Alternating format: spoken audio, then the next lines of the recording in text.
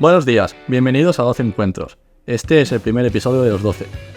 En 12 Encuentros traemos a profesionales únicos que han vivido experiencias que nos harán aprender. En Parallel creemos que los profesionales están construidos de aprendizajes y que todos esos aprendizajes nos pueden ayudar a nosotros. Hoy, para ayudar a hacer la entrevista, está conmigo Derek Rue, que es CEO de Parallel. Si quieres saludar.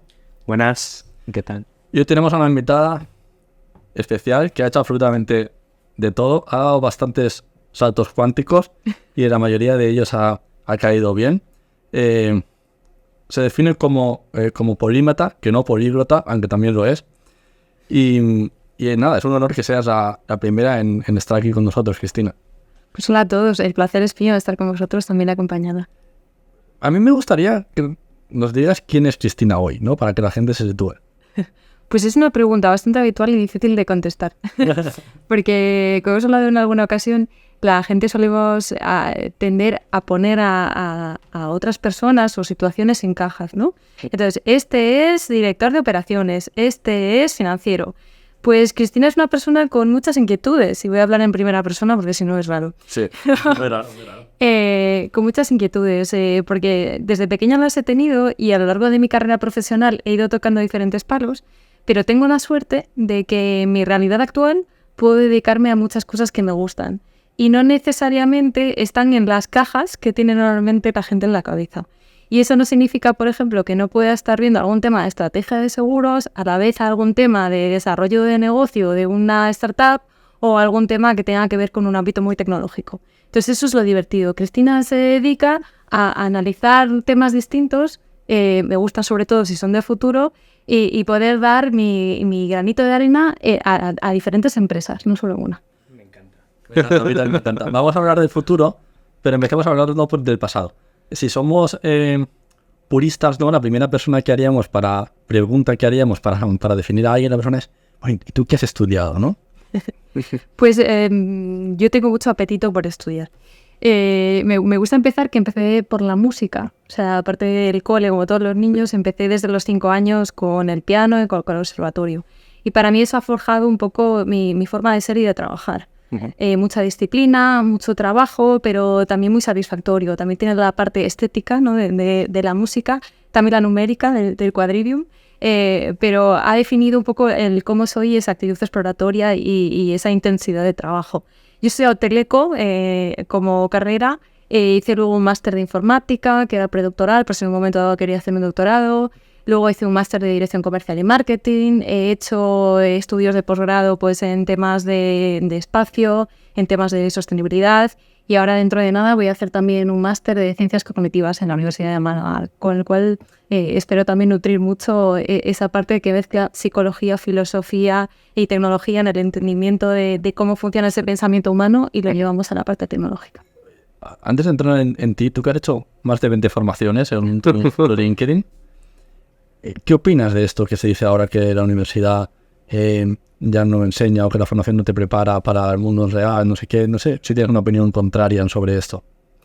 Voy a remontarme al inicio de los estudios, ¿vale? A los niños. Vale. Dicen que el mindset de los niños se conforma antes de los 6 años. Es importante que ahí le demos roles, no solo de lo habitual, pues que puede ser bombero, policía, futbolista, sino que empiezan a ver que hay otras posibles profesiones. Además, normalmente los profes que están profiriendo un magisterio a lo mejor no tienen el mismo gusto por las mates y física que otro tipo de roles. Entonces hay que empezar a complementar ahí para que los niños tengan esa opción de pensar ya distinto, tener roles y referencias distintas y también ciertas cosas de qué es el emprendimiento, ¿no? Porque es algo que aparece mucho más adelante y empezar a contarlo ahí. Luego, hay un punto crítico que es cuando tienen 18 años, que parece que se acaba el mundo si no eligen la carrera correcta. Entonces, yo creo que también les ponemos una presión externa. Y para mí una carrera en la educación superior es un medio, no un fin. ¿Qué significa esto? Pues que yo voy a estar durante X años forjando una forma de entender las cosas, pues yo qué sé, si estudio ingeniería voy a ser más analítico. Si estudio algo relacionado con cualquier palabra bio, voy a estar claramente ya más posicionado para determinadas profesiones y va a ser más difícil cambiar, ¿no? Pero realmente lo importante para mí es la reflexión de quién quiero ser. ¿Soy una persona más especialista o me gusta el generalismo? ¿Cojo mi energía de las personas o cojo mi energía de los procesos de investigar, soy más introspectivo, o, ¿sabéis? Entonces es entender cómo es uno mismo, también uno va cambiando con el tiempo, pero ahí escoger la baza de la carrera que más me va a ayudar a llegar a ese momento profesional. Y también con esa visión de encontrar gente que sea en referencia. Y me explico, oye, si yo no sé qué quiero hacer, lo más útil sería que tengamos acceso a personas que se dedican a cosas que no conocemos y entendamos su día a día. Porque puede ser muy guay ver a alguien que es neurocirujano y que tiene un megacoche y una casa, no sé qué, y a lo mejor cuando hablo con él digo, uy, eso no es lo mío para nada. O un abogado de éxito, o digo, quiero ser bombero, y luego resulta que es que las pruebas físicas no me apetecen demasiado, ¿no? Entonces, creo que tiene que haber esa coherencia entre lo que quiero ser y el camino que escojo. Y luego entra lo que decías tú de las universidades, de cómo están conformadas. Porque a lo mejor la universidad más, digamos, continua, ¿no? La universidad que viene todos estos años dando una formación que no evoluciona demasiado, y no hablo de escuelas de negocio, y hablo más del ámbito universitario, se centra quizás más en investigación y no tanto en aplicabilidad. O sea, hay que encontrar ese equilibrio entre qué necesitan las empresas y en qué estoy dando yo formación y qué necesita la gente que aterriza en mi universidad. Entonces, de lo que dices se saca un primer aprendizaje, ¿no? Y es que antes de estudiar algo, también es muy importante ver la práctica de eso, por si te va a gustar o no, ¿no? Para alguien que quiera cambiar de carrera o que esté empezando su carrera, le podríamos recomendar que intentase vivir ese día a día primero. Sí, es verdad que aquí ya hay un factor de desigualdad. Porque si en tu familia o en tu entorno tienes gente a la que acceder y que te pueda presentar a esas personas, o que lo mismo esas personas cercanas ya tienen esas realidades, es mucho más sencillo. Cuando tú vienes de un entorno distinto y no puedes tener acceso a ese tipo de perfiles o a hacer ese tipo de preguntas, quizás hay una oportunidad como sociedad de que abramos un poco ese espectro y que demos ese rol de referencias y esté accesible para mucha más gente. Porque tú, cuando estabas estudiando la carrera, ¿cómo planteabas tu vida profesional? Pues fíjate, yo hice teleco, lo mío es curioso, porque tengo mucha suerte de tener una familia muy diversa, y tengo 14 tíos, y cada uno se dedicaba a una cosa distinta. No está nada mal, en Navidad es muy divertido. La verdad, sí.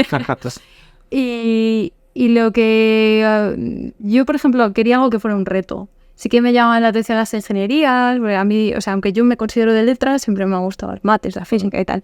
Y pues fíjate, en una conversación, me acuerdo en un Carrefour, con un amigo de mi padre que le dijo, mi hija está estudiando teleco y es la carrera más difícil que hay. Yo me quedé con la historia y X años más tarde yo dije, pues si es la más difícil que hay, vamos a probar con esa, ¿no? Y por eso estudié teleco, no porque estuviera pensando en cómo conectar ordenadores. Por eso es muy importante también las conversaciones que escuchan los niños, los ejemplos que tienen, porque al final todo eso genera roles. Y en mi familia hay mucha mujer de ciencias, con lo cual para mí no había un rol de género o no había una antirreferencia en esto. Creo que ahí tenemos una historia parecida, pero a la inversa. Yo quería ir hacia números, pero acabé en letras porque me dijeron, derecho es muy difícil, te va a costar mucho sacártelo y tal, y yo me fui para el lado opuesto. Sí, es que tendemos un poco... Aquí a mí me gusta del modelo americano, que se potencia en lo que es bueno una persona, vete a fuego por ello, ¿no? Aquí, si al niño se le llama en inglés, inglés. Que al niño se le llaman las mates. No, pero hay que ver en qué somos buenos cada uno y brillar en eso, ¿no? Y luego que tenemos que reforzar a la gente, ¿no? Meterle miedos añadidos. Eso pasa en teleco, eso, oye, es que de los que empiezan acaban un X%. O, oye, pues mira, pues es que yo no soy una estadística, vamos a probar, ¿no? Y tú ahora que... Eso es que de hecho es muy interesante, porque tú ahora que sigues haciendo formaciones, no te van a caber el LinkedIn pronto, pero bueno, cuando buscas una nueva, ¿buscas mejorar una debilidad o reforzar una fortaleza? Pues yo por mi actitud busco explorar cosas que sean distintas. Que no estén en mi realidad actual y en las que veo que hay una tendencia de que se vayan a poner de moda. Me pasó en su momento con Agile, me pasó con sostenibilidad, me pasó con el tema de espacio. Ahora me estoy decantando por este tema de ciencias cognitivas. ¿Por qué? Porque son cosas de las que sé un poco, me gustaría saber más y creo que van a tener un impacto en el futuro de la sociedad. Y no siempre es tan lejano como parece. Y en la práctica luego se han ido cumpliendo. Es curioso, si a veces llegar demasiado pronto también puede estar bien o puede estar mal, ¿no? Eso de llegar demasiado pronto no. Bueno, al final te prepara. Si tienes, o sea, yo creo que el conocimiento nunca está de más. y luego parece que mágicamente se van uniendo puntos, ¿no? Porque hay veces que las cosas parecen incoherentes y cuando tú tienes interés por algo, luego acabas encontrando puntos de inflexión o puntos de conexión entre elementos que en principio no parecían conectables. Y eso así es generar también innovación y traer aprendizajes de unos mundos a otros. Eres tú con esta carrera porque te sonaba que era más difícil y dijiste, pues voy a hacer esta, es un reto, ¿no? Eso es. Y cuando saliste de la universidad, para la hora de escoger tu trabajo, ¿también hiciste lo mismo o qué hiciste? ¿Qué estrategia seguiste o por qué? Pues yo es que empecé a trabajar durante la universidad. Vale. Entonces probé a diferentes empresas, pues estuve en el Instituto Tecnológico de Galicia, estuve en un proyecto de Citroën, estuve en R-Cable, que ahora pertenecía a MásMóvil, y todo esto entre los últimos años de carrera y el máster. Y me venía aquí a Madrid, pues porque desde pequeña yo venía con mis padres una vez al año a Madrid y me encantaban los museos, el buen clima, estaba enamorada de la ciudad. Y me iba a venir aquí pues a implantar temas de fibra óptica para que os hagáis una idea. Y se dio la casualidad de que se cruzó Deloitte por el medio, me fui a consultoría y acabé en el mundo seguros. Entonces, en temas de herramientas de gestión corporativa, que no tenía absolutamente nada que ver. Hay un triple salto mortal. Hemos pasado un triple salto. Se me olvidó decir que Cristina es gallega de nacimiento y madrileña de adopción, ¿no? Sí, bueno, yo gallega para siempre, pero tengo muchísimo cariño a Madrid. ¿Y por qué alguien pues, como tú tan inquieta decide entrar en una consultora? O sea, y además que supongo que tiene un racional detrás porque para la carrera y para todo lo has tenido, ¿no? ¿Cuál fue tu racional a la hora de entrar? Pues voy a entrar en Deloitte. Es verdad que era un mundo distinto. La consultoría sí que es una salida para mucha gente de ingeniería. La realidad también era distinta a la de cuando yo entré en consultoría de la de ahora, ¿no? Y había un camino muy directo, incluso venían a los foros de empleo que se hacían en la universidad y demás a captar a gente. Entonces para mí era algo como muy natural y era una opción de trabajar con diferentes empresas en diferentes modelos. Y para alguien que le gusta la exploración, pues eso sonaba muy interesante. Y luego te ves con 20 y pocos años, con gente con aspiraciones parecidas a las tuyas, con ganas de hacer cosas y demás. Para mí fue una experiencia muy buena. En tus decisiones veo que hay dos patrones, ¿no? Uno es el reto más difícil y otro es la opcionalidad, las cosas diferentes que te permite hacer al mismo tiempo. Eso es un patrón en tu vida. No, en tu vida me refiero a la hora de decidir. O sea, el que sea difícil y la opcionalidad de hacer muchas cosas. Sí, no sé si es... yo tengo una alta capacidad de aburrirme, ¿vale? En cuanto le cojo el truco al juego ya quiero otro. Vale. Entonces es una manera de gestionar esa posible frustración, ¿no? De jugar en varios juegos en paralelo y que tengan cierta dificultad. Luego sí que hay otro patrón que es que tengan la parte social. Para mí son muy importantes las personas. Y últimamente he incorporado más la de impacto social. Cuando decidí trabajar como trabajo ahora por mi cuenta, decidí que X tiempo de la semana o lo equivalente a un día lo dedicase a temas pro bono de diferentes impactos. Bueno, pero para llegar a eso les tienen que hacer un poco de lana primero, ¿eh? Eso no se puede hacer. Así que entonces llegaste a Deloitte y ¿cómo fue tu aterrizaje en Deloitte? Pues primer día mutua madrileña en temas de herramienta de gestión corporativa. Hay un modelo que había presupuestario bajo una herramienta Oracle. Y nada, desde el primer día aprendiendo y aportando, que en consultoría es así, ¿no? Entras casi con el paracaídas. Y muy bien, la verdad, ahí entré en contacto con el mundo de seguros, del cual no me he despegado el resto de mi vida. ¿No tenías idea de seguros? No, vamos, no sabía ni con quién tenían contratado el seguro mis padres, o sea... Y entonces llegas el primer día y te ponen un proyecto de seguros y ¿qué? Bueno, al final, obviamente hay un acompañamiento, ¿no? Hay una parte de formación, pero ya estás en trato con el cliente, ya estás entendiendo lo que es el trabajo colaborativo, los deadlines, cómo se presentan las cosas en consultoría. Es verdad que yo estaba en la parte de consultoría más tecnológica en ese momento. Uh-huh. Entonces me sentía cómoda porque no dejaba de ser tecnología, ¿no? Había temas muy puros de herramienta y a la vez lo que aprendías era como requisitos de negocio, ¿no? Entonces sí que había una cierta continuidad. ¿Qué aprendizajes te llevas o le darías a alguien? Porque hay mucha gente en nuestra comunidad, ¿no? Que a lo mejor acaba de acabar la carrera y está empezando su vida profesional y se plantea ir a una Ford pues a empezar a trabajar, ¿no? Y no sé qué les recomendarías. Bueno, yo creo que una Big Four para empezar tu carrera profesional es un buen ejemplo. Vas a aprender eso, te vas a mover, si tienes suerte, en diferentes proyectos. Vas a aprender cómo contar las cosas, cómo llevar reuniones, cómo elaborar documentos. vas a aprender lo que es trabajar con ritmo, vas a conocer a mucha gente, que luego en la parte de las conexiones de las personas debe ser algo que cuidar toda tu vida profesional. Más allá de los propios intereses que puedas tener de generar contactos, yo creo que hay que establecer relaciones genuinas, ¿no? Y practicar un poco esa generosidad. Y la gente que te va rodeando te la vas cruzando a lo largo de tu camino. Entonces yo creo que merece la pena invertir en generar esas relaciones genuinas. Uh-huh. Y yo creo que ahí depende, si tu rol es acorde a cómo funciona una Big Four, puedes hacer carrera dentro hasta el final. Si tienes otro tipo de inquietudes o lo ves más como un paso intermedio, también es algo lícito, ¿no? Donde aprendes una serie de cosas que luego puedes aterrizar en un cliente, que es una de las salidas más habituales. ¿Hay algo que aprendiste en consultoría que crees que te hubiese costado mucho más tiempo aprender fuera de consultoría? O sea, ¿crees que acelera algún tipo de aprendizaje o...? Sí, yo creo sobre todo si tocas un poquito de barro, ¿vale? No te quedas solo en lo que es la parte más de diseño, que es un poco de lo que te falta en consultoría a veces cuando trazas ciertos planes y lo que te da luego el estar en cliente, ¿no? En llevarte el golpe de realidad de llevarlos a cabo. Pero sí que creo que tienes la opción de estar en contacto con mucha gente distinta, con muchos modelos distintos y vas entrando y saliendo. Entonces, creo que es un mini máster. Esta también es buena para ti, Derek, que has estado en una organización como 4 casas, ¿no? Que eso al final es una Big Four. Entonces las casas no es una Big Four. ¿Tú hay algún acelerador de aprendizaje? Pues están aquí, te sirve para aprender más por 10x. Yo creo que sí. O sea, personalmente siempre he pensado, ¿no? Gran despacho, consultora, lo que sea. Cada año que pasa son como 3-4 años en el mundo real.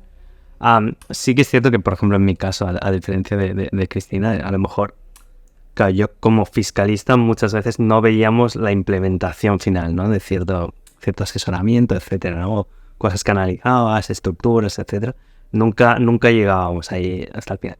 Y esa es un poco la parte que yo, por ejemplo, echaba de menos, ¿no? Pero sí que es cierto que, o sea, veíamos un montón de temas. O sea, en un solo año, es que puedes estar cada semana con un proyecto distinto.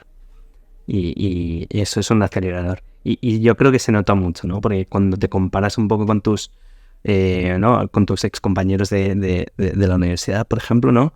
Pues te lanzan ciertas preguntas y dices, bueno, esto lo he visto 20 veces ya, ¿no? Con distintos clientes y tal, y ellos se lo están estudiando por primera vez, y cómo planteas, ¿no? El nivel de sofisticación de las cosas es muy diferente. Pero luego, claro, llegas a la operativa, que nosotros como fiscalistas pues trabajamos mucho con la contabilidad, y a lo mejor no sabes por detrás ¿no? el ERP cómo está generando ahí.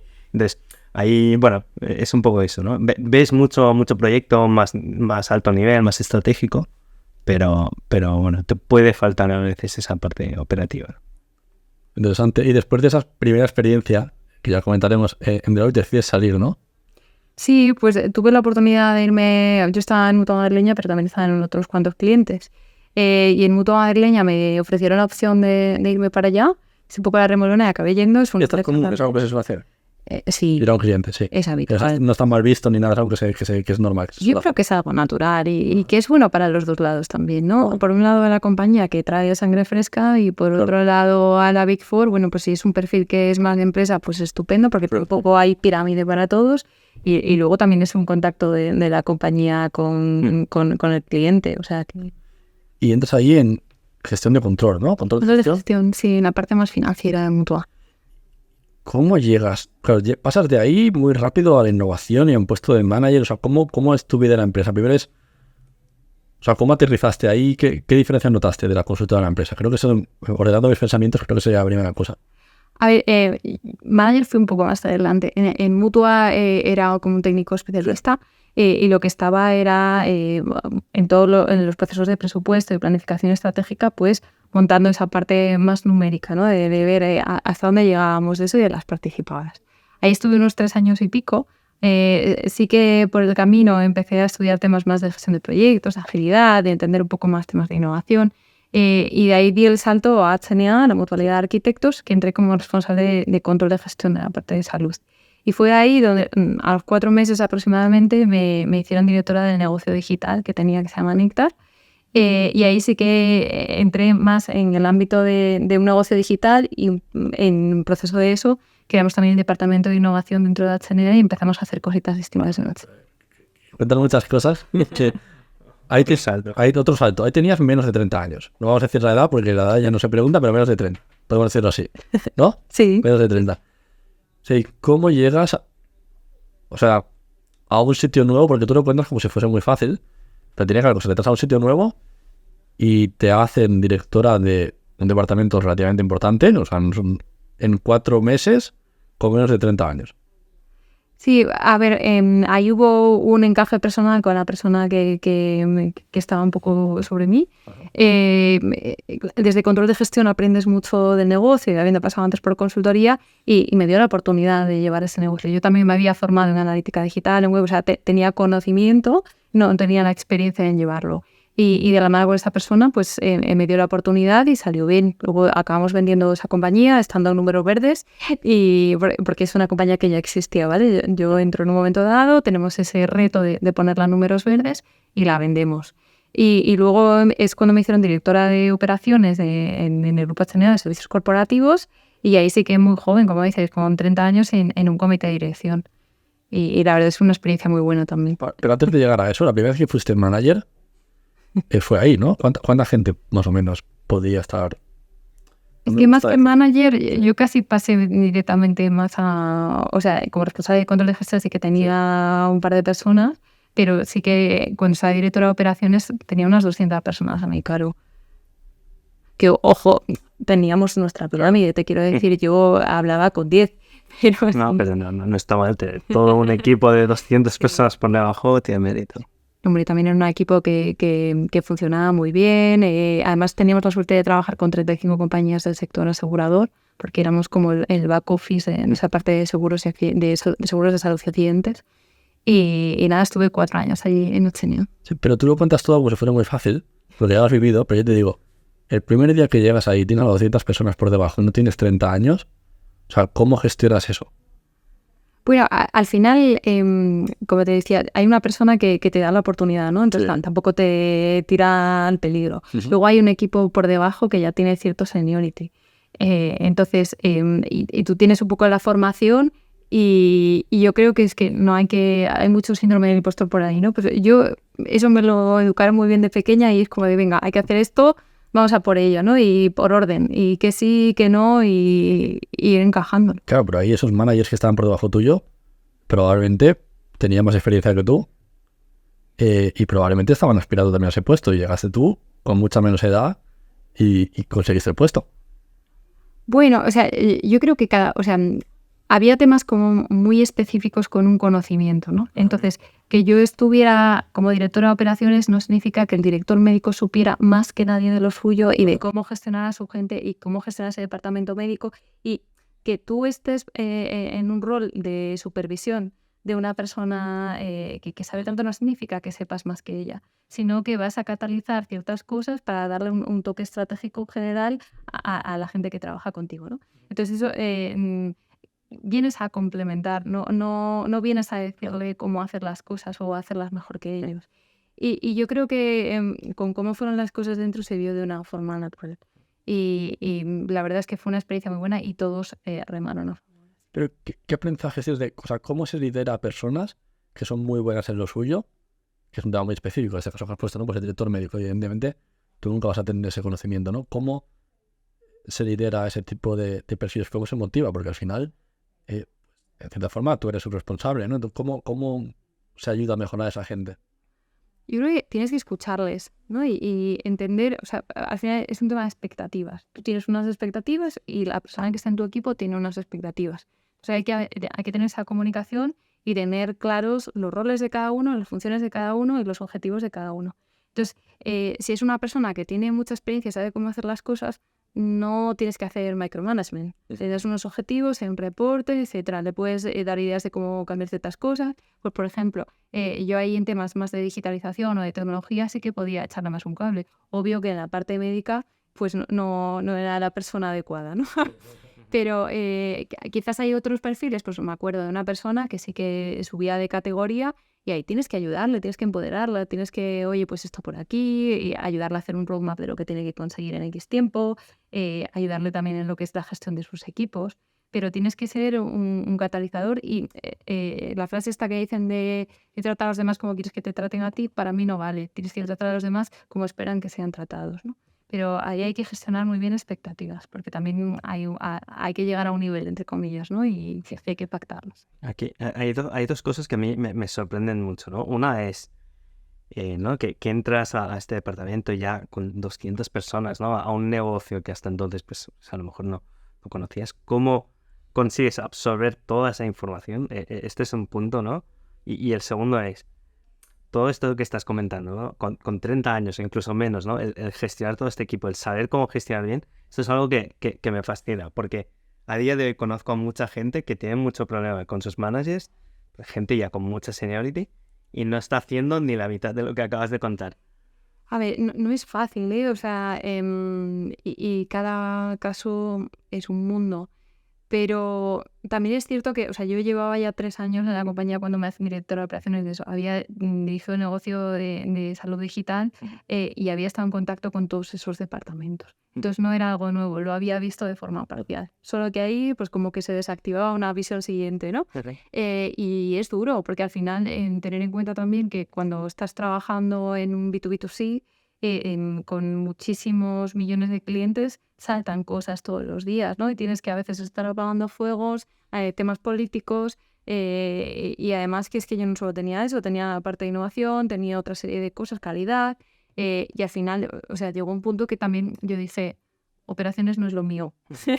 ¿Sabes? Que es, oye, lo pruebo, me han dado esta oportunidad y después de estar 4 años en HNA, súper agradecida y lo sigo estando con ellos porque me han hecho crecer muchísimo profesionalmente, en concreto la jefa que yo tuve, pero era mi momento de cambiar, ¿no? No era mi modelo. Cuando tienes a 200 personas por debajo y todo el negocio, hay temas políticos, hay pollos, ¿no? Pues de día a día, pues, ¿no? Millones de clientes, tal. ¿Qué te ayudaba a ti a priorizar? A ver, al final todo viene de arriba abajo, ¿no? Entonces es muy importante que le digamos a los equipos lo que nos preocupa. Lo que ayuda a priorizar es lo que esté en plan estratégico y que se tenga que cumplir en 3 años no significa que no tengas que ir haciéndolo poco a poco. Aquellas cosas que sean un ruido súper urgente que pueden poner en riesgo la continuidad por lo que sea, tanto la continuidad en el sentido de la operativa como la continuidad de que se te pueda caer un negocio que tienes en marcha o que estés vendiendo. Entonces ahí tienes que combinar ese corto con el largo y no es nada fácil, pero tampoco puedes darle 15 instrucciones distintas en un mes al equipo, ¿no? Entonces ahí es importante también cuando viene de arriba del todo el decidir, oye, por dónde vamos, qué cosas son prioritarias y qué cosas no. Y también acotarlas cuando son equipos muchas veces transversales, de que no le digamos cosas contradictorias, ¿no? Porque no siempre las urgencias de todos son las mismas. Eso es, tener esa visión global de la empresa es muy importante. Qué diferente respecto de la vida de una startup. Sí, totalmente. Quien nos vea que tenga una startup sonará un poco diferente. A ver, 10 o 15 es muy distinto. Es muy distinto. Y entonces decides que operaciones no es para ti. ¿Por qué?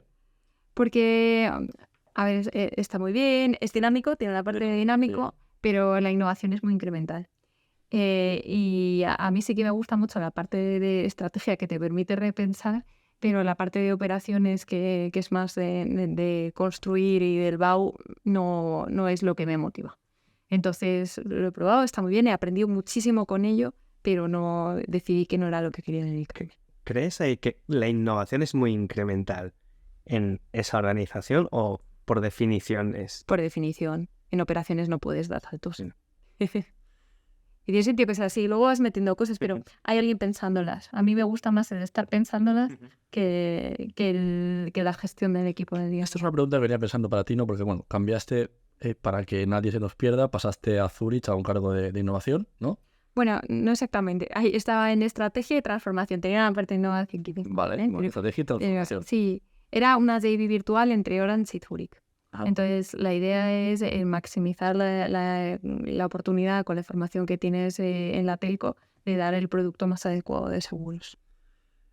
Y aquí has dicho, ¿no? Que la información, o sea, que la innovación es incremental y que en operaciones, ¿no? En negocio no se puede hacer esto y que hay que hacerlo desde fuera de innovación. Entonces, ¿tú crees que la innovación debe partir de fuera del negocio? O sea, ¿debe partir del departamento de negocio o debe partir de un departamento aparte? O sea, no es que no se pueda hacer una innovación que no sea incremental en el negocio. Creo que los que están en el día a día saben mejor que nadie cuáles son las innovaciones incrementales que necesitan. Ahora bien, hay ciertos retos que no tienen ni el tiempo para hacerlo ni los recursos y que no puede depender de ellos. Y a su vez hay ciertas cosas que a lo mejor ni están pensando y que podrían ser una mejora. Entonces creo que necesitas a gente entendiendo bien los retos, porque los retos tienen que partir del propio negocio, entendiendo bien qué es lo que no está funcionando, lo que se podría mejorar o lo que sería una oportunidad compaginado con esas cosas que estamos viendo fuera, debería haber alguien haciendo el análisis de eso y construirlo en la propuesta de la mano con ese negocio. O sea, el negocio no puede quedar fuera de la ecuación, no puede estar innovación por un lado y negocio por otro.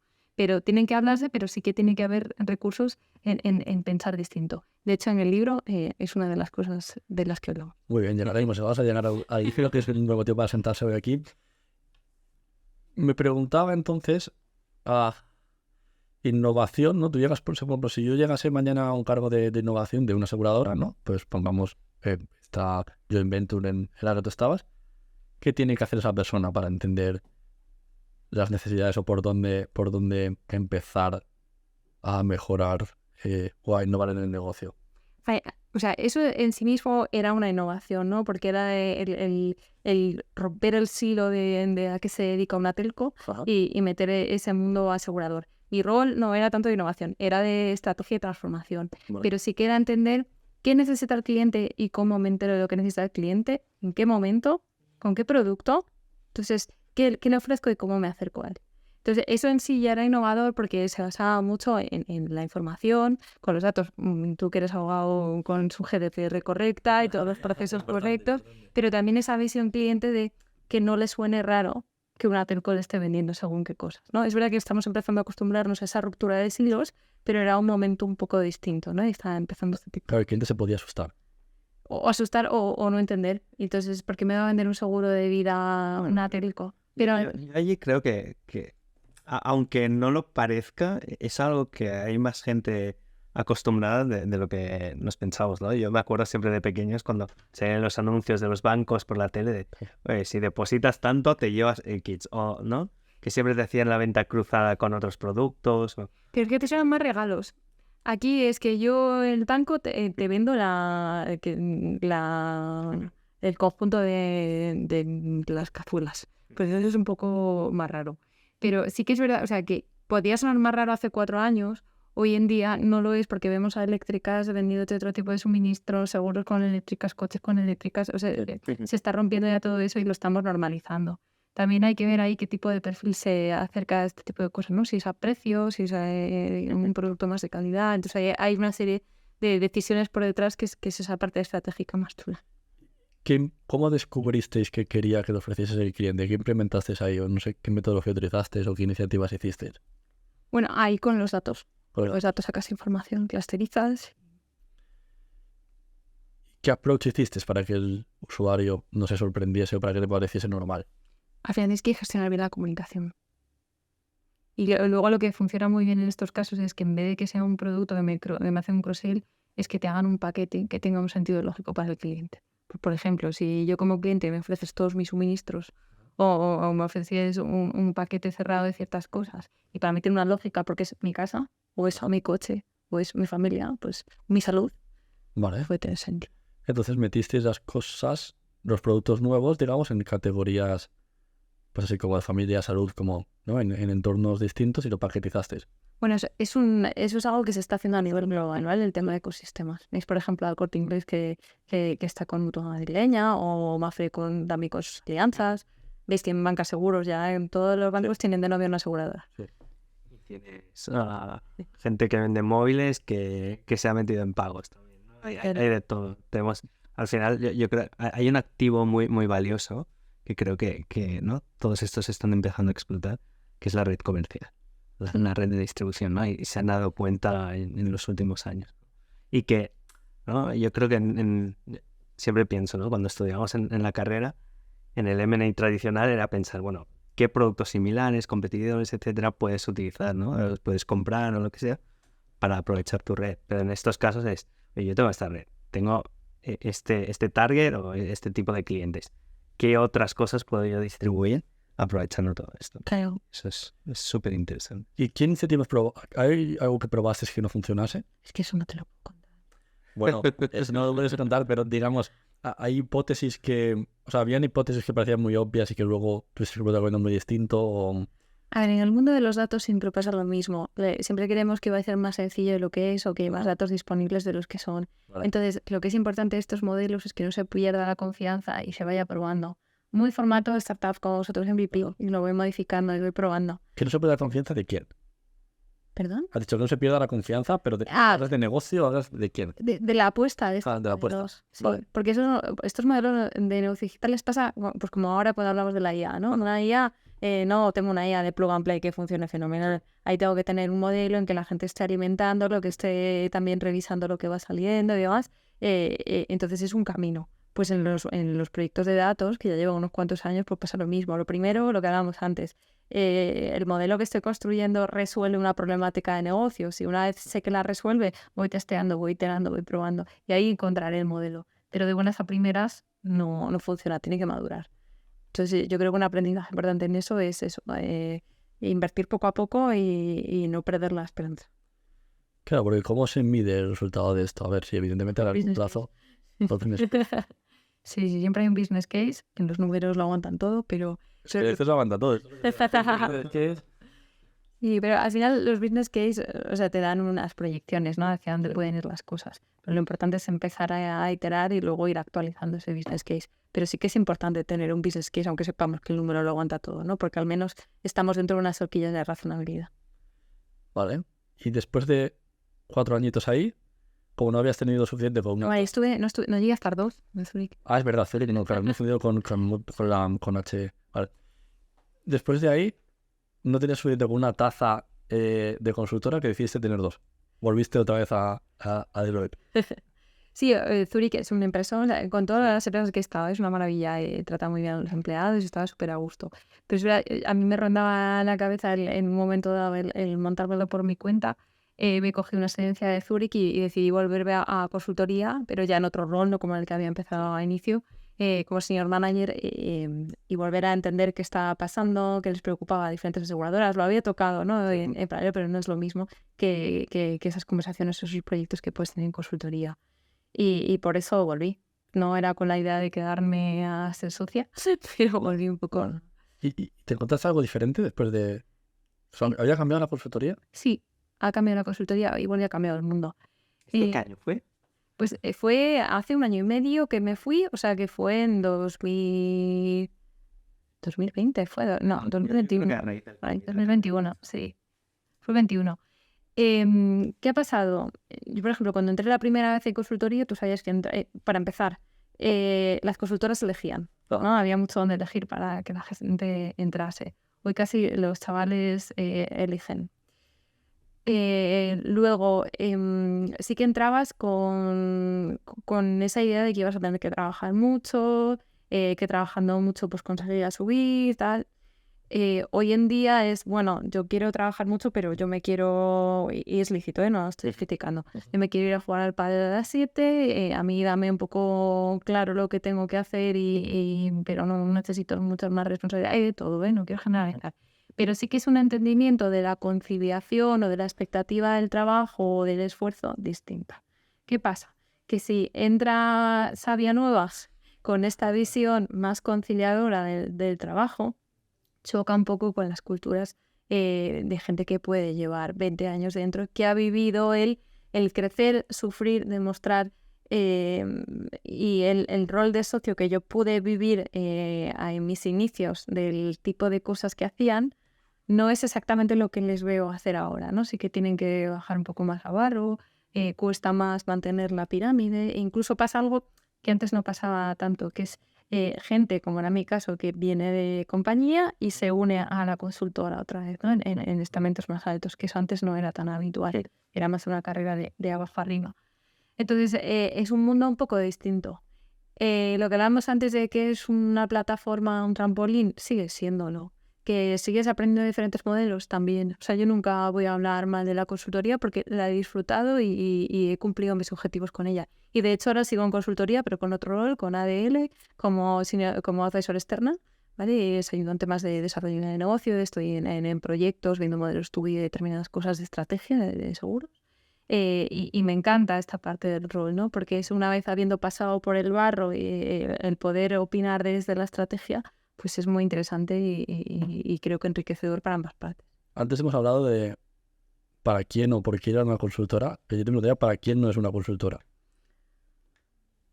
A ver, tienes que adaptarte bien a su cultura, a su forma de hacer las cosas, ¿no? Entonces, si ese tipo de culturas no te encajan, yo creo que el aprendizaje de esto es, igual que te hacen a ti una entrevista, hazte una due diligence. Ajá. Es decir, entiende la empresa en la que vas. Porque si la cultura no te encaja, no te metas ahí porque vas a sufrir. Entérate del equipo al que vas. Porque si te enteras del equipo y ves que no hay encaje, pues no te metas ahí. Y luego ten un poco de visión a largo plazo. No es porque es lo primero que me ofrecen o porque mi amigo Pepe se ha metido en la otra consultora. Ponerle un poco de thinking a quién quiero ser, ¿no? Y realmente encaja ese rol, porque dentro de la consultoría tú puedes hacer un montón de cosas distintas, y esas firmas también tienen auditoría o tienen la parte de abogados, o sea, hay un montón de opciones dentro de consultoría. Pero yo sí que llamaría, piénsatelo bien y entiende dónde te metes. Interesante. Supongo que secundas un poco, ¿no? Sí. Influenciar lo que dice Cristina. Y nada, ahí tras 10 meses decides dejarlo y dar otro salto mortal, ¿no? Y reinventarte a lo grande, ¿o no? Sí, o sea, tenía pensado quedarme un poco más de tiempo ahí, pero bueno, por ciertas circunstancias decidí que era mi momento de hacerlo desde fuera, ¿no? Y la verdad es que ha sido la mejor decisión de mi vida. Bueno, como tú me dices a veces, ibas a parar un poco, pero me duró una semana lo de parar, ¿no? Pero sí que quería tomarme como un tiempo sabático de seguir estudiando, leer, escribir el libro, y me duró una semana y ya empecé a enganchar cosas, ¿no? Y hoy en día trabajo con ADL, como decía, desde fuera. Estoy en proyectos, por ejemplo, con Innova, que es una empresa de innovación que también hace consultoría, pero muy relacionada con el impacto social, con el impacto en general, no solo social. Luego estoy muy relacionada con el mundo startup, mentorizando diferentes empresas. También en formación estoy en diferentes escuelas, yo también de motu propio de clase. Entonces todo lo que venía haciendo como de forma secuencial en mi vida, ahora lo hago en paralelo. Vale. Y es muy divertido porque es cross-sectorial, es cross-función, es... Volvemos a la opcionalidad Sí. y a la opción más dura. Pero entonces, ¿tú crees, o sea, alguien que esté en una consultora ya muchos años, esté quemado, o en una empresa, no hace falta en una consultora, o sienta que no es lo suyo y tenga que hacer un salto de estos cuánticos que tú haces y reinventarse, ¿tú qué cosas prácticas les recomendarías? Porque la persona lo primero es que se morirá de ansiedad de pensarlo, ¿no? Probablemente. Entonces, ¿qué cosas prácticas crees que te han funcionado a ti y le recomendarías? Yo, por ejemplo, soy una persona que no le da miedo el cambio, al contrario. O sea, me gustan los cambios. Entonces, si eres una persona que te da miedo el cambio, ya tienes que hacer una acción previa. Pero creo que lo primero que tienes que hacer, si te encuentras en esas situaciones, es saber qué es lo que no está funcionando. ¿Por qué te encuentras así? ¿Es por lo que haces? ¿Es por el entorno? Una mezcla de las dos. Porque según lo que sea, es algo que vas a tener que trabajar incluso antes de moverte a otro sitio. Porque si no, te puede volver a pasar lo mismo en el sitio al que vayas. Entonces hay una parte previa de autoconocerse y ver qué es lo que te está provocando eso. Y si es un tema puntual o es un tema que va a durar. Porque el mundo cambia muy rápido y de repente cambian un jefe y compran la empresa y no sé qué. Mientras haces planes, las cosas van cambiando. Entonces para mí esa es una de las cosas. La otra es fórmate continuamente. Y fórmate no solo para tu desempeño actual, sino en cosas que te llamen la atención y hacia donde quieras ir. Es decir, imagínate, yo que me hubiera quedado en la parte de control de gestión y me hubiera hecho todas las formaciones de temas de control de gestión. Para mí control de gestión fue algo coyuntural que me ayudó muchísimo para entender negocio. Ahora soy una super fan de los business case, los Excel y de toda la historia. Pero no me formé en eso, me formé en las otras cosas hacia las que quería ir. Porque con eso ya tenía esa parte de experiencia profesional. Luego está la parte de la red. Es lo que decíamos antes, los contactos genuinos. Rodéate de gente, o sea, más allá de los profesionales que tienes cerca todos los días, tus amigos, tu familia, intenta entender otros mundos. Y si tu aspiracional es otro, intenta conocer a gente que se dedique a eso. Y analiza quiénes son tus referentes. Entonces, eso al final va a hacer que y des pasos para descubrir quién eres y hacia dónde debes ir. Luego, una vez lo decides, tranquilidad, asesorarse bien también y prepararse para ese siguiente paso, ¿no? Porque es, como estoy quemado, cojo lo primero que hay. No, es, oye, lo primero que tenga sentido con el camino que quiero trazar. Entonces, para eso hay que hacer esa reflexión de a dónde quiero ir. Si sé a dónde quiero ir, es ya, mi red me puede ayudar a encontrarlo, me voy a formar para conseguirlo, voy a buscar ese factor motivacional y estoy en ese proceso de cambio. Lo mismo hasta en mi propia empresa puedo hacer un movimiento, no tengo que irme fuera, si el problema no es la empresa. Entonces, yo creo que es un problema mucho más complejo que decir, cojo, me cambio y me voy a lo primero. Antes de hablar del futuro, hay una pregunta que me gustaría hacerte, porque tú has trabajado muchas horas, ahora también trabajas menos. Esto de vivimos para trabajar, trabajamos para vivir, tiene que haber separación entre la vida profesional, conciliación, es todo uno. O sea, después de haber vivido las dos caras de la moneda, ¿tú qué piensas de esto? Pienso, pienso que vivimos en un mundo súper transaccional, que es, ¿estoy produciendo o estoy gastando? Sí. ¿Visto así? Y estamos usando la tecnología para hacer esto más rápido. Vale. Trabajo más rápido, tengo más tiempo para trabajar en más cosas, tengo más tiempo para gastar en más cosas, y más dinero porque trabajo. Entonces, es una locura. Entonces, tenemos que parar un poco con esta transaccionalidad. Y me da poco de pena porque se está mercantilizando la espiritualidad o ese momento de conexión con uno mismo. Ya no hablo de un tema religioso, tal, sino un tema de conexión con los valores, y creo que la gente ahora necesita mucho ese silencio, por favor, esa desconexión. Sí. Entonces, es un tema también de parar y decir, oye, ¿qué es lo que me motiva? Para mí mi trabajo hoy en día no lo vivo como un trabajo, me explico, tengo mi compromiso. Y hay días que te apetece un poco más, un poco menos, pero me gusta lo que hago y me siento súper motivada con lo que hago. Creo que soy una privilegiada, porque no todo el mundo ve el trabajo así. Y yo a lo largo de mi vida no lo he visto así, os lo aseguro. Pero sí que, y tampoco creo que es el objetivo que hay que conseguir, ¿no? Pero yo, por ejemplo, veo los lunes con ilusión. Y cuando surgen cosas y tengo que decir que no a algo porque no me gusta o porque no me encaja o porque no es mi momento para eso, también con honestidad lo digo y con humildad. No es esto no, porque normalmente el no es un no sentido, ¿no? Entonces, creo que ahí tenemos que repensar como sociedad esta transaccionalidad. Has dicho que no debería ser un objetivo, pero a mí, por ejemplo, a mí me costaría trabajar en algo que no me gustase. No sé si puede. A lo mejor estamos hablando desde un pedestal, desde un privilegio de que hago lo que me gusta, ¿eh? No lo sé. No sé si tú estabas en el despacho y tú crees que te gustaba lo que hacías. A ver, depende. Yo creo un poco, o sea, como dice Chris, o sea, yo tenía muy claro por qué pasaba por ahí y para mí era importante lo que estaba haciendo en ese momento y disfrutaba en el sentido de que estoy aprendiendo lo que creo que necesito para el día de mañana. Entonces, desde ese punto de vista, pues no es algo que lo sufra, ¿no? Sí que es cierto que hay momentos muy duros de trabajo y horas y tal, ¿no? Pero si tienes claro hacia dónde quieres ir, es un momento de paso, es un momento que aprendes, que tratas de abstraer un poco lo que aprendes, ¿no? Todo. Y con eso bien. Sí que es cierto que yo, por ejemplo, en mi caso, yo creo que es un poco parecido como Cristina. O sea, a la que repetía algún tipo de caso un par de veces, empezaba a aburrirme. Entonces, ¿no? Y de hecho, una de las cosas que yo conseguí, por ejemplo, era que me pasaran pues casos complejos, casos raros y tal, porque sabían que yo si no estaba motivado. Pero es un tema de autoconocimiento, ¿no? O sea, que para lo bueno y para lo malo nos pasa eso. Entonces hay que saber gestionarlo para que no sea una frustración y sea una capacidad de algo que te hace distinto. Pero lo que tú dices, hablamos poco es del privilegio. Pero yo qué sé, yo no tengo niños. Entonces, la logística que hay detrás de los padres, o sea, yo me saco el sombrero porque hacen esfuerzos encomiables por estar presentes y no es nada fácil conciliar, por ejemplo.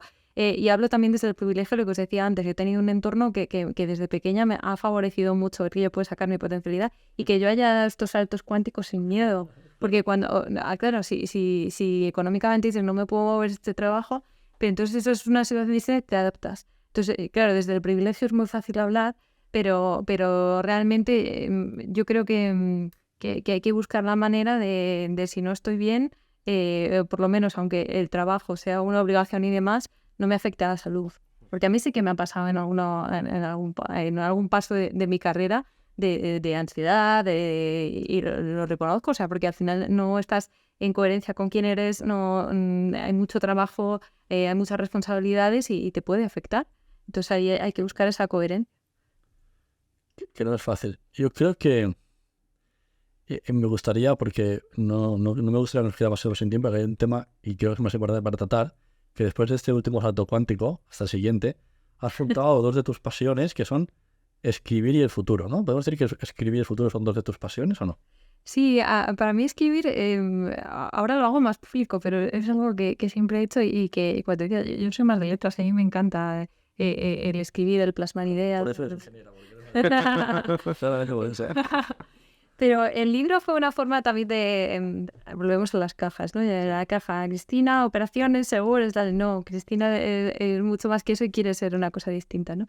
Entonces ahí hablando con José Luis, que es como, mi coautor, es como, oye, vamos a plasmar un libro en qué es esto de la metodología de futuros, es algo en lo que ambos trabajamos y hay gente que se dedica al diseño de futuros, aunque os parezca una locura, pero intentar explicarle a la gente qué es lo que está pasando en diferentes ámbitos, desde la escasez, la geopolítica, el entorno aeroespacial. En el libro se habla un poco introductoriamente de qué es lo que está pasando en el mundo, qué frentes tenemos abiertos, como oportunidades también, no solo como riesgos, y un poco entender la metodología de diseño de futuros, ¿no? Que son cosas que utiliza la Interpol o DHL. Y ahí luego lo que intentamos es establecer una metodología de cómo integramos esta visión estratégica a más largo plazo en las compañías, sin tocar al BAU, como hablábamos antes. Y lo chulo también es que hemos liado unos cuantos amiguetes en la parte final, que son CEOs de diferentes sectores o gente influyente de diferentes sectores y que nos dan su visión en determinados elementos. Pero empecemos por decir, ¿cómo se titula el libro? ¿Es el libro? ¿Lo tienes aquí? Sí, enseñémoslo, que lo vea la gente. Prepara tu organización para el futuro. Prepara tu organización para el futuro. Sí. Porque es un título que ya pone el listón muy alto. Prepara tu organización para el futuro. Es un título bastante... que pone el listón bastante alto, ¿no? Bueno, lo primero es decir que sortearemos 2 de estos libros que Cristina nos ha firmado y estoy deseando saber qué dedicatoria nos ha puesto, que lo sortearemos con la comunidad, así que si estás viendo este podcast, pues seguramente tendrás un enlace cerca donde podrás ver cómo. Y ahora que sabemos el título, y ya que hemos hablado, dentro del título empieza hablando del presente, ¿no? De cuál es nuestra situación actual, ¿no? Sí. Geopolítica, ¿verdad? Sí, claro, política es uno de los ejemplos, pero pasa mucho que al final, bueno, leemos lo que va pasando en las noticias, ¿no? Claro. Nos entristece en bastantes ocasiones. Sí. Y hay muchos ámbitos que desconocemos también de lo que está ocurriendo. Pues yo que sé, conflictos bélicos. Ahora tenemos 2 muy latentes, pero hay unos cuantos más a lo largo del mundo. Entonces, lo que pretende el libro es dar una visión transversal que, como dice Xavier Maset en el prólogo, no es una enciclopedia, pero tiene un tinte de esa enciclopedia de la realidad actual, ¿no? De entender o dar unas pautas de lo que está pasando y que a partir de ahí el lector pueda profundizar en determinados temas. Y con esa visión ya de la realidad, intentar ver qué tendencias tenemos que pueden estar afectando al futuro. Oye, pero la realidad... A mí me daría miedo si hubiese escrito eso, que la realidad queda pasada muy pronto, ¿no? ¿Habéis dado herramientas para entender también esta realidad? Porque la realidad es cambiante o... Sí, justo uno de los temas es que intentamos definir el presente, ¿no? Y identificamos el presente a través de varios hitos, como es que define el COVID, que termine la guerra de Ucrania. O sea, definimos como un momento temporal, porque el presente, claro, es muy difícil definirlo. Igual que en el futuro no es lo mismo que antes el futuro a 3 años que el futuro a 5 a 10. Y con la perspectiva estratégica no pretendemos adivinar el futuro. O sea, no estamos ahí con la bola y sabemos cómo va a quedar el clásico que viene ahora, ¿no? Porque si no seríamos ya todos ricos y estaríamos en Silicon Valley viendo cómo hacer búnkers. Pero más allá de todo eso es también abrir esa narrativa, ¿no? de qué puede pasar en el futuro. Y son necesarias las hipersticiones, porque se habla mucho de distopías, que son cosas negativas que van a pasar en el futuro. Y también necesitamos hablar de cosas positivas, ¿no? Que son... cómo damos esos pasos, cómo tomamos acción en determinados temas y que sin ser una utopía pues lleguemos a hacer poco a poco pequeños cambios y trazar un mundo futuro posible. O sea, el libro es positivista. Bueno, es neutro. Neutro, vale. Vale. Es neutro porque no tiene opinática. Digamos que es un objetivo metodológico y trata de ser objetivo. Vale. Y una vez definido el presente, habláis de cómo hacer el futuro, de cómo, o sea, de esta estrategia que has dicho, ¿no? Para pensar el futuro de tu organización, en tu empresa, o cómo... Primero hablamos de tendencias que anticipan cambios, ¿no? O sea, cosas que están pasando ahora que nos hacen pensar que los escenarios de futuro van a ser distintos. Entonces, ejemplo, para una idea. Pues, por ejemplo, tienes la inteligencia artificial, una tendencia ahí de que todo esté conectado, de que le metamos algorítmica, de que roboticemos procesos, que os voy a contar a vosotros, ¿no? Sí. Entonces, ahí hablamos de diferentes tendencias alrededor de la organización, que, ojo, que cualquier tendencia que afecte a la sociedad va a afectar a la organización. Eso es lo que ha pasado con el COVID o lo que pasa con la sociopolítica, las cadenas de ruptura logística, etcétera. Entonces, lo que pretendemos es dar un poco de idea de tendencias. Tendencias tenéis dentro de un mes tropecientos millones de informes de tendencias a nivel global, pero la idea no es tanto en sí ese contenido puntual que, como dices tú, se pasa de moda enseguida, sino el enseñar cómo de esas tendencias generamos escenarios y qué podemos hacer con eso. Y la siguiente parte del libro, que es la que es más disruptiva, es cómo construimos un departamento en nuestra organización que se hable con ella y que dependa de su alma, de su propósito, y que esté haciendo scouting de las ideas de futuro, oportunidades e impactos que puede haber fuera y que los podamos maximizar metiéndolos en nuestra estrategia a medio y largo plazo. Entonces ahí generamos roles, generamos unas hipótesis y a partir de ahí pues es adaptarlo a cada compañía. Entonces, por llevarlo a lo práctico, imagínate, nosotros somos un despacho de abogados, ¿no? Y queremos saber o queremos entender cómo afectaría la inteligencia artificial a nuestro sector, ¿no? Por ejemplo, ¿por dónde deberíamos empezar? ¿O qué deberíamos tener en cuenta? Está siendo una cosa muy, muy específica, pero ¿qué tendríamos que tener en cuenta? Nos tenemos que poner un marco temporal, ¿no? Lo primero es, oye, ¿cómo va a afectar la inteligencia artificial a nuestro despacho en 2030? Perfecto. Vamos a imaginar cómo es la inteligencia artificial en ese momento y cómo ha afectado a diferentes variables. Cómo es la sociedad, cómo ha afectado al desarrollo tecnológico, al económico, al ambiental, a los valores, a la política, y tenemos unas variables que se llaman STIP-V. Bueno. Entonces, una vez tenemos montado ese escenario, lo que tenemos, una de las montón de metodologías, una de las cosas que podrías hacer es analizar de esa inteligencia artificial qué impacto tiene en mi negocio. Impacto en mi negocio también es en mis clientes, en mis empleados, en la regulación, en la sociedad. Entonces, hay un montón de cosas afectadas. De ahí podemos sacar oportunidades. Y de esas oportunidades, soluciones. Y esa solución, bajarlas más a detalle. De eso luego podemos hacer un backcasting, que es como me traigo esas ideas de lo que me puede afectar en 2030 aquí. Y qué cosas puedo ir cambiando en mis procesos actuales, si tiene sentido, y qué otras voy a ir incorporando un poco más adelante en mi camino. Entonces, este es el caso de la inteligencia artificial. Pero te puedo poner la escasez, te puedo poner algún tema geopolítico, te puedo poner el problema de la vuelta a los orígenes, a la artesanía, a lo biológico. Te puedo hablar de edición genética. O sea, hay una cantidad de elementos que pueden estar distorsionando o enriqueciendo la realidad que claro, por eso se hacen ejercicios específicos de impactos de, pues eso, tanto de tecnologías como de otras tendencias. Es como un canvas, ¿no? Pensado hacia futuro, ¿no? O sea, sí, al final es un framework metodológico, pero sí, y ahí hay diferentes formas de hacerlo, ¿eh? O sea, puedes repensarlo de una forma inductiva, puedes hacerlo deductivo, puedes hacerlo de muchas maneras. Ahí sí que es verdad que hablamos no tanto de la metodología de diseño de futuros, que aquí se presenta una, sino de la metodología para implementar esto en la compañía. Vale. O sea, el crear la organización, el cómo es su estructura, en cómo son sus politics, el gobierno de ese nuevo departamento. Antes de entrar a eso, que ya es el último punto, claro, a una compañía, por ejemplo, antes hablamos de despachos de abogados, le afectará más de una de esas tendencias a la vez. Le puede afectar la inteligencia artificial, más, no lo sé, la escasez de talento porque cambia el racional de los jóvenes y no quieren trabajar 18 horas, ¿no? Le puede afectar...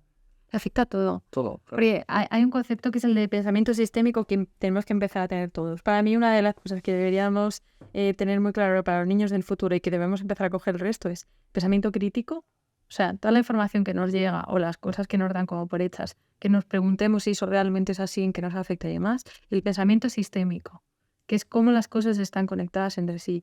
Y cómo lo que esté haciendo un señor ahora mismo en China me puede afectar o un cambio meteorológico que está habiendo en Ghana me puede afectar también, ¿no? Entonces hay que tener esa visión holística, no tenemos que volvernos locos, poner, oh Dios mío, vienen todos los cocos, pero sí que es tener ciertos planes de, oye, pues si pasa este tipo de cosas que parece que tienen más probabilidad que pasen, pues yo puedo tener una oportunidad. Que tengo que ser rápido en aprovecharla. O, por ejemplo, cuando os acordáis del volcán este que tenía un montón de letras que nos dejó con el espacio aéreo cerrado, y DHL fue súper rápida en tener una solución por tierra. ¿Por qué? Porque habían pensado que el espacio aéreo podía estar caput. Entonces, esto va un poco de anticiparse, que a lo mejor el trigger de que algo pase no es exactamente lo que creías o que ha cambiado en el tiempo o que no es exactamente la oportunidad o el riesgo que temías, pues sí, pero sí que has estado pensando en algo que te va a ser de utilidad para ser rápido en las reacciones, que es lo que nos requiere el entorno en el que vivimos, ¿no? Que ya más que VUCA, Bunny, hay otro término que es alive, que es abductive, liminal, interconnected, tiene otras variables, ¿no? Y es también cómo aprovecharlas de forma positiva. Vale. Y ahora yo soy parte interesada en esto. Como empresa, ¿por dónde tengo que empezar? Como empresa, al final tienes que pensar cómo estás garantizando tu continuidad con el corto, pero si realmente estás pensando bien ese medio largo hacia dónde vas y qué casuísticas se pueden dar en esos escenarios de futuro que tú puedas aprovechar. De manera que si hay algo que con cierta certeza puede pasar dentro de 5 años, tú ya estés empezando. Decías antes tú que es muy importante encontrar los timings de las cosas, ¿no? Sí. Pero una cosa es que yo despliegue algo y otra cosa es que lo tenga pensado, ¿no? Entonces, en esa parte de definición estratégica, pues el tener pensadas ciertas soluciones que pueden ser innovadoras, que pueden ser rápidas y que no necesariamente tienen que ser muy costosas. Muy bien, pues yo creo que con esta última pregunta podemos acabar. No sé si hay algo que te gustaría que te hubiésemos preguntado que no te hemos preguntado. Has preguntado un montón de cosas. Pero bueno, solo decir que eso, prepara tu organización para el futuro. Está en Amazon y en las librerías, sortearemos 2 ejemplares. Y nada, y que muchísimas gracias por ser la primera invitada a este encuentro de los 12 y creo que has hecho honor a un encuentro único, así que gracias. Vamos, es un orgullo para mí. Muchísimas gracias por la invitación.